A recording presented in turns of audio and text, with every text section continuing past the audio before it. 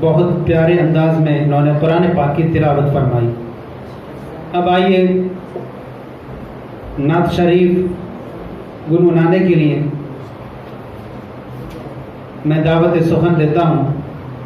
जनाब मोहम्मद जाकिर दर्जे उला राजस्थान से आए हैं, आए और अपनी मत भरी आवाज़ में नात शरीफ गुनगुना कर हम सामीन के कुलूब को मुनव्वर व मुजल्ला फरमाएं।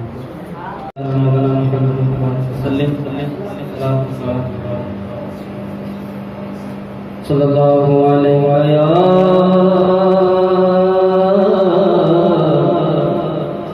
या रसूल अल्लाह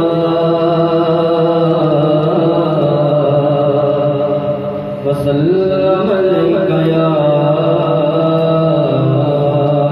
हबीब अल्लाह।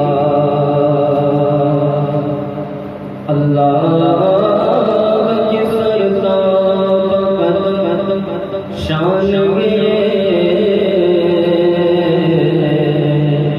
इंसान इंसान वो इंसान इंसान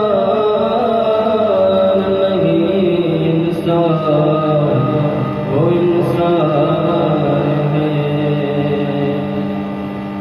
और कुरान ईमान बताता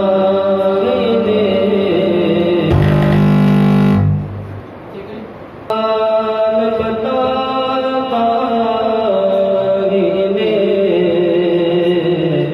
और ईमान ये कहता मेरी जान है। पढ़िए पढ़िए सल्लल्लाहु अलैहि